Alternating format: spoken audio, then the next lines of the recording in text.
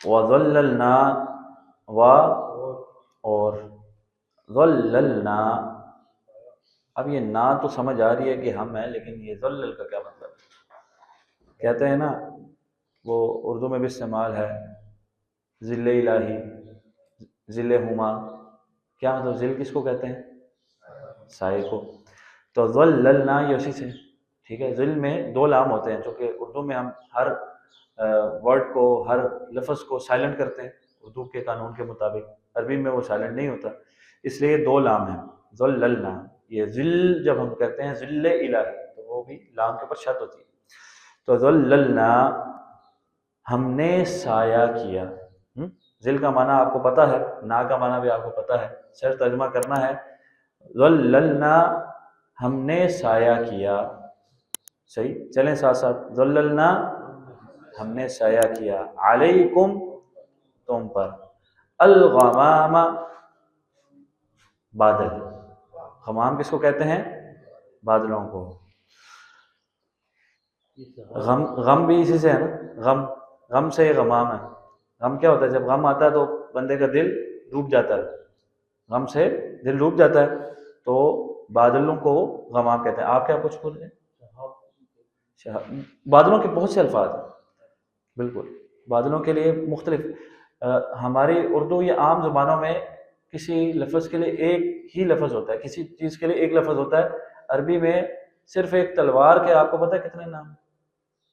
بعض کہتے ہیں 300 اور بعض کہتے ہیں 500 سے بھی زائد، صرف ایک تلوار کے نام. یہ لمبی تلوار ہے، یہ چھوٹی ہے، یہ دو سائڈوں دو دھاری ہے، اور یہ تھوڑی سی ٹیڑھی ہے، یہ زیادہ ٹیڑھی ہے. ہر ایک کے لیے الگ لفظ. اسی طرح شعر کے لیے بھی سینکڑوں الفاظ ہیں. تو اس طرح عربی میں بہت سے استعمال ہوتے ہیں، لیکن وہ یقیناً اس میں فرق ہوتا ہے، اس میں باریک فرق ہوتا ہے. ایسا نہیں ہوتا کہ وہ بے معنی ہے کہ بس یہ بھی ہے لفظ وہ بھی ہے. اگر ہے تو اس میں کوئی نہ کوئی خاص معنی ضرور ہوتا ہے. تو ہم نے تمہارے اوپر سایہ کیا، الغمام بادلوں کا سایہ کیا. وَأَنزَلْنَا ہم نے اتارا. یہ اتارنے کا معنی بہتر ہے، ہم نے اتارا. نازل بھی اتارنے کی معنی ہے.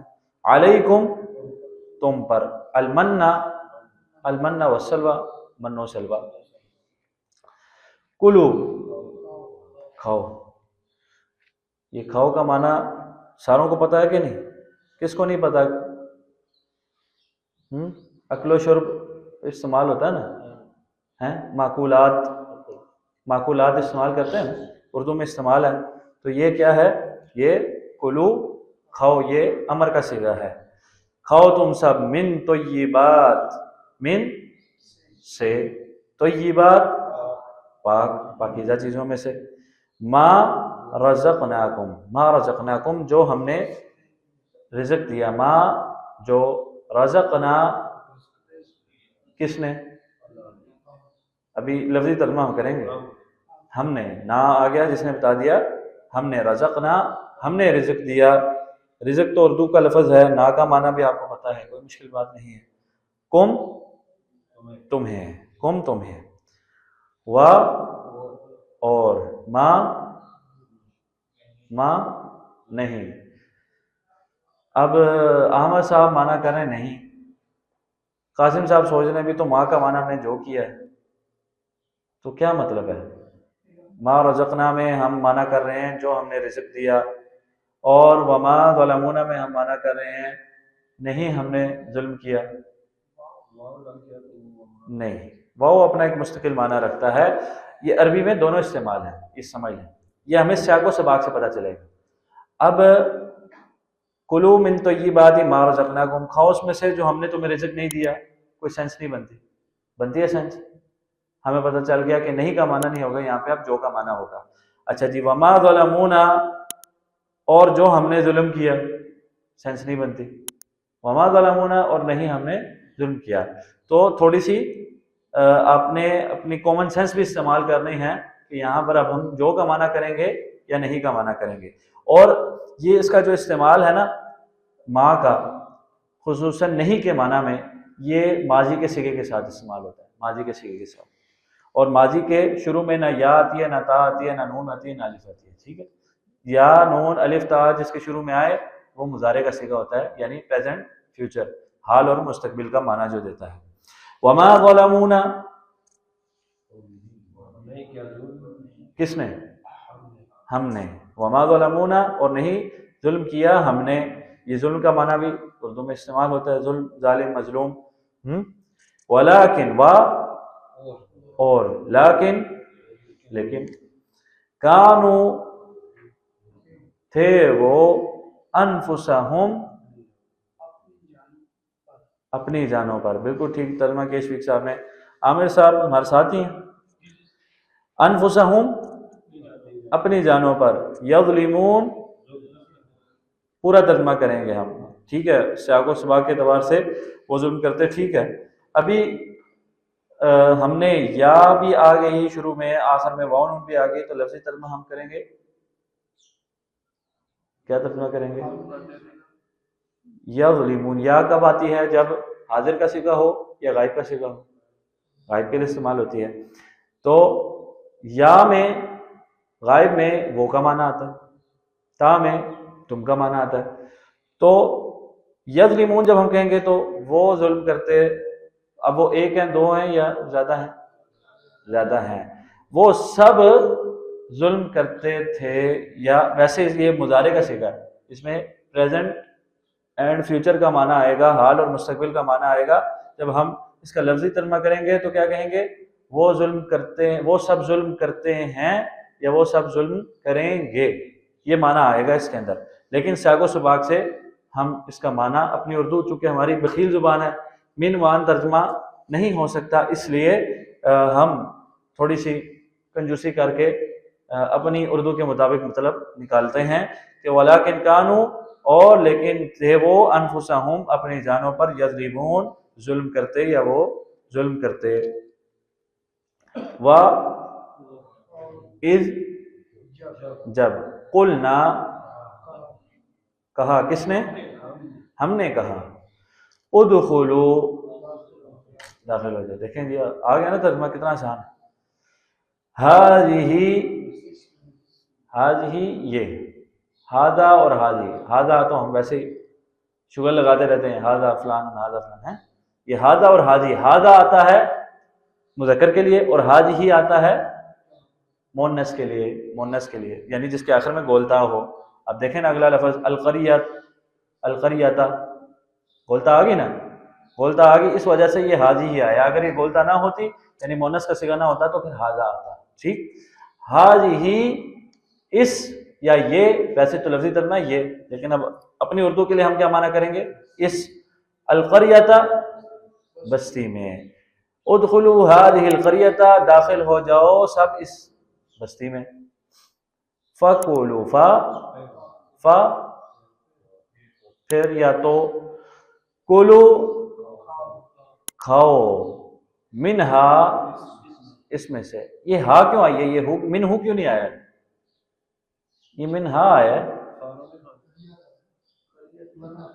کل کر ہی آتا ہے۔ کیوں جی شریف صاحب ٹھیک کہہ رہے ہیں عامر صاحب؟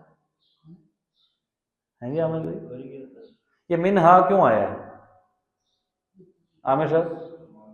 مؤنث کی وجہ سے، یہ بہترین جواب ہے۔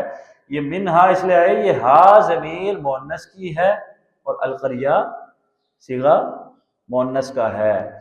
اگر یہی مذکر کا صیغہ ہوتا تو پھر کیا آتا؟ منہو۔ حیث،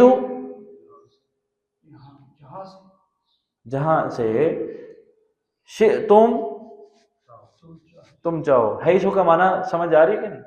من حیث القوم، اردو میں استعمال ہے کہ نہیں؟ من حیث القوم، یہ حیث کیا ہے؟ اسی طرح حیثیت، تو یہ اردو میں استعمال ہے اس کا۔ حیث جہاں سے، شئتم تم چاہو، شئتم، تو قاسم صاحب یہ تم کا معنی کہاں سے کر رہے ہیں؟ اس کے اندر تم موجود ہے۔ اور شئتم اردو میں استعمال ہے کہ نہیں؟ مشیت، مشیت کس کو کہتے ہیں؟ چاہنے کو، چاہت کو۔ تو شئتم تم چاہو، جہاں سے تم چاہو، حیث جہاں سے، شئتم تم چاہو، رغدن وافر، با فراغت، کھاؤ جہاں سے چاہو، وافر، اور کھلم کھلا، وافر اس کے مختلف معنی کیے جا سکتے ہیں، با فراغت، کھلم کھلا اور وافر، یہ سارے معنی اس کے کیے جا سکتے ہیں۔ وا اور ادخلو داخل ہو جاؤ، الباب دروازے میں، باب کس کو کہتے ہیں؟ دروازے کو، سجدن سجدہ کرتے ہوئے یا سجدے کی حالت میں، وقولوا و اور قولو کہو، حتۃ بخش دے، جیسے ہم کہتے ہیں اللہم اغفر، اللہ بخش دے، حتۃ یہ بھی بخشش کا کلمہ جو ان کی زبان میں، عبرانی زبان میں، بنی اسرائیل سے خطاب ہے نا، خطاب کس سے چل رہا ہے؟ بنی اسرائیل سے چل رہا ہے نا۔ اللہ رب العزت نے انہیں حتۃ کہنے کا کہا تھا کہ بھئی یہ استغفار کا کلمہ کہ اللہ بخش دے، یہ کہتے ہوئے تم داخل ہو جاؤ دروازے میں، نغفر لکم، نغفر، ہاں جی نغفر، مغفرت اردو کا لفظ ہے، یہ شروع میں نون آ رہا ہے، یہ کیا بتا رہا ہے؟ نہیں، نون آ رہا ہے، جمع تو واو نون ہوگا آخر میں، اب یہ شروع میں نون آ رہا ہے، شروع میں یا آ جائے تو وہ کا معنی، تا آ جائے تو تم کا معنی، نون آ جائے تو کل بتایا تھا ہم کا معنی، نون آ جائے تو ہم کا معنی آئے گا۔ تو نغفر، شفیق صاحب نے بتایا کہ نغفر میں مغفرت کا معنی تو ہمیں نظر آ رہا ہے، لیکن اب ترجمہ ہم کیا کریں نون کی وجہ سے؟ ہم بخش دیں گے، نغفر ہم بخش دیں گے، لکم تمہیں، خطایاکم تمہاری خطاؤں کو، خطایا خطائیں، گناہ، اردو میں استعمال ہے اس کا، کم تمہاری، و اور، اچھا یہ سین زبر جب آ جاتا ہے نا کسی فعل سے پہلے، اس کا معنی ہوتا ہے ان قریب، سوفا اور یہ سین ان قریب کا معنی دیتا ہے، سنزید، سا ان قریب، نزید زیادہ، زائد، اردو میں استعمال ہے کہ نہیں؟ نزید زیادہ کا معنی، تو آپ شروع میں نون آ رہا ہے، اب نون کیا معنی دے رہا ہے؟ ہم زیادہ کر دیں گے، سنزید ان قریب ہم زیادہ کر دیں گے، سا ان قریب، نزید ہم زیادہ کر دیں گے، المحسنین احسان کرنے والوں کو، نیکی کرنے والوں کو، بھلائی کرنے والوں کو، یہ سبھی معنی کیے جا سکتے ہیں۔ اللہ رب العزت بنی اسرائیل کو اپنے کیے گئے انعامات یاد کرا رہے ہیں، خصوصاً اس خطاب میں، اور اب آیت نمبر 57 میں رب تعالیٰ اس چیز کا ذکر کر رہے ہیں کہ جب بنی اسرائیل صحرائے سینا میں تھے موسیٰ علیہ السلام کے ساتھ، تو اللہ رب العزت اپنی اس نعمت کا تذکرہ کر رہے ہیں کہ جب تم اس صحرا میں تھے، دھوپ کی تپش تھی، صحرا میں آپ کو پتہ ہے دھوپ، اور ایک بار ہم جب یہ لفظی ترجمہ پڑھیں تو آپ ایک دفعہ سارا ترجمہ دہراتی رہیں تاکہ ہمیں ایک طرح پتہ چل جائے کہ یہ پوری ٹھیک ہے، بالکل پھر آپ تشریح بالکل صحیح۔ وَظَلَّلْنَا عَلَيْكُمُ الْغَمَامَ اور ہم نے سایہ کیا تم پر بادل کا، وَأَنزَلْنَا عَلَيْكُمُ الْمَنَّ وَالسَّلْوَىٰ اور ہم نے اتارا تمہارے اوپر من و سلوہ، کُلُوا مِن طَیِّبَاتِ مَا رَزَقْنَاکُمْ کھاؤ جو ہم نے پاکیزہ چیزیں تمہیں دی ہیں، وَمَا ظَلَمُونَا ہم نے کوئی ظلم نہیں کیا، وَلَٰكِنْ كَانُوا أَنفُسَهُمْ يَظْلِمُونَ اور لیکن وہ اپنی جانوں پر خود ظلم کرتے تھے۔ وَإِذْ قُلْنَا ادْخُلُوا هَٰذِهِ الْقَرْيَةَ اور جب ہم نے کہا داخل ہو جاؤ بستی میں، اس بستی میں، فَكُلُوا مِنْهَا حَيْثُ شِئْتُمْ رَغَدًا تو کھاؤ اس میں سے جہاں سے تم چاہو، وافر کھلم کھلا اور پافراغت، وَادْخُلُوا الْبَابَ سُجَّدًا اور دروازے میں داخل ہو سجدے کی حالت میں، وَقُولُوا حِطَّةٌ اور داخل ہوتے ہوئے تم کہو اے اللہ بخش دے، نغفر لکم خطایاکم تم بخشش مانگو میں تمہیں بخش دوں گا، تمہاری خطاؤں کو معاف کر دوں گا، وَسَنَزِيدُ الْمُحْسِنِينَ اور نہ صرف معاف کروں گا بلکہ احسان کرنے والوں کو، نیکوکاروں کو میں اور بھی زیادہ عطا کروں گا۔ اب بنی اسرائیل سے خطاب جاری ہے، جب یہ طور سینا میں موجود تھے، صحرا کی تپش، نیچے ریت کی تپش، دھوپ، سب کچھ جمع ہے، اور کوئی سایہ نہیں ہے نہ ہی کوئی درخت۔ ایسے میں رب تعالیٰ اپنی نعمت بادل کا تذکرہ کر رہی ہے کہ تمہارے اوپر میں نے سایہ بادلوں کے ساتھ کیا کہ دھوپ تمہیں ڈائریکٹ نہ لگے اور تپش کی شدت سے جو تمہیں تکلیف تھی وہ دور ہو جائے۔ اور اس پر بس نہیں بلکہ اس صحرا میں جب تمہارے پاس کھانے کے لیے کچھ نہیں تھا اور تمہیں وہاں روک دیا گیا تھا تو ہم نے تمہارے اوپر من و سلوہ نازل کیا۔ من کی تفسیر سب سے بہتر وہ ہے جو خود رسول اللہ صلی اللہ علیہ وسلم نے فرمائی، بخاری اور مسلم میں اس کی وضاحت موجود ہے۔ حضور فرماتے ہیں القمعۃ من المن، یہ کھمبی جانتے ہیں نا، کھمبی جو ایک سبزی بھی کے طور پہ استعمال ہوتی ہے، حضور فرماتے ہیں یہ من میں سے ہے، یہ من میں سے ہے، اور اس کا جو پانی ہے یہ آنکھوں کے لیے شفا ہے، اس کا پانی آنکھوں کے لیے شفا ہے۔ تو حضور کے فرامین میں ہمیں میڈیکل کی بھی بہت سی باتیں ملتی ہیں۔ والسلوہ، اور یہ سلوہ کیا ہے، اس کی تفسیر میں بہت سی چیزیں موجود ہیں جو مفسرین نے بیان کی، لیکن یہ کوئی خاص قسم کا پرندہ تھا، یہ بٹیر نما ایک پرندہ تھا، اور یہ کثرت سے آسمان میں آ جاتے، یا پرندے مختلف قسم کے آ جاتے جن کو بآسانی بنی اسرائیل پکڑتے، ذبح کر کے پکا کے کھا لیتے جب ان کے پاس کوئی اور چیز نہ تھی۔ اللہ رب العزت نے من و سلوہ نازل کیا اور ساتھ ہی کہا بھائی کھاؤ پاکیزہ چیزوں میں سے جو تمہیں ہم نے رزق دی ہیں۔ اور رب تعالیٰ اس چیز کا ذکر کرتے ہیں کہ انہوں نے اپنی جانوں پہ ظلم کیا، ہم نے کوئی ظلم نہیں کیا۔ دوسری جگہ پر اس چیز کی وضاحت موجود ہے کہ جب من و سلوہ نازل ہوتا رہا، انہوں نے کہا اللہ جی ہمیں من و سلوہ نہیں چاہیے، ہمیں تو پیاز چاہیے، ہمیں لہسن چاہیے، ہمیں تو ترکاری چاہیے، ہم یہ چیزیں کھا کھا کے تنگ آ گئے ہیں۔ تو اللہ رب العزت کی نعمت کی ناشکری کی، اس کے اوپر پھر اللہ رب العزت نے سرزنش کی، اپنی جگہ پر اس کی تفصیل سے وضاحت آئے گی۔ تو رب تعالیٰ اس کو اختصار سے یہاں پر ذکر کر رہے ہیں کہ ہم نے ظلم نہیں کیا، یہ جو نعمتیں تھیں ہم برقرار رکھتے ہیں ان کے اوپر، لیکن انہوں نے اپنے اوپر ظلم کرتے ہوئے ان نعمتوں کو دور کر دیا۔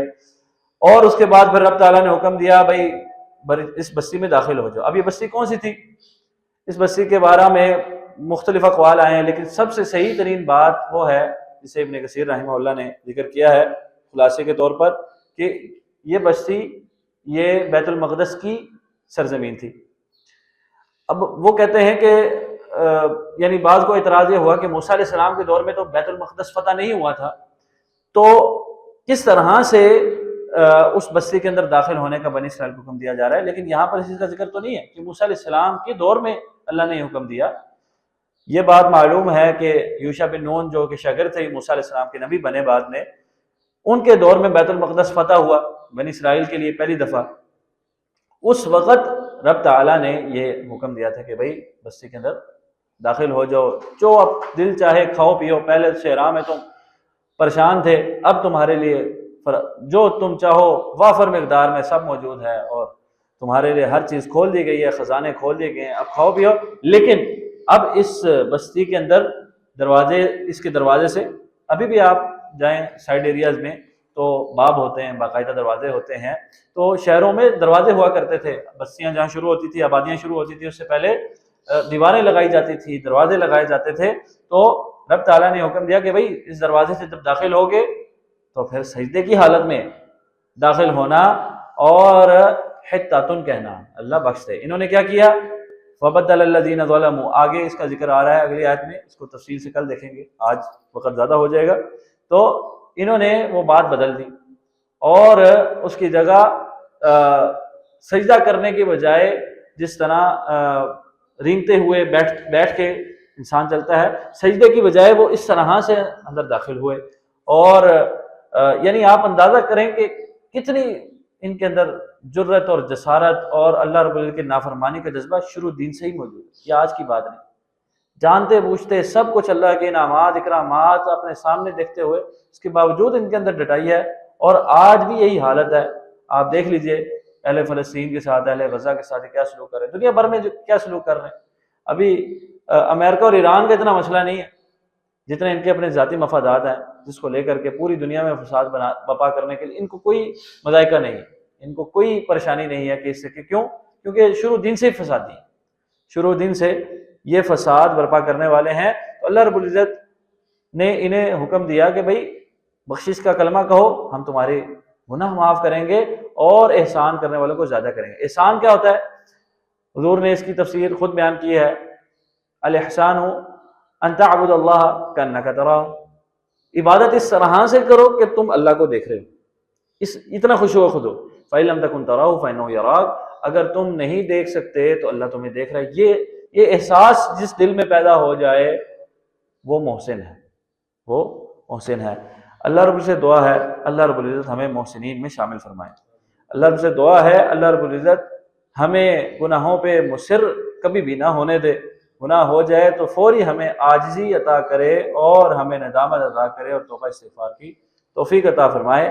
اللہ رب العزت جو ہمیں نعمتیں عطا کی ہیں اس پر ہمیں شکر کرنے کی رب تعالیٰ توفیق عطا فرمائے، اور رب تعالیٰ ہم سے راضی ہو جائے، اپنے خصوصی انعامات اکرامات کا ہم پر نزول فرمائے۔ وما توفیقی الا باللہ علیہ توکلت و الیہ انیب۔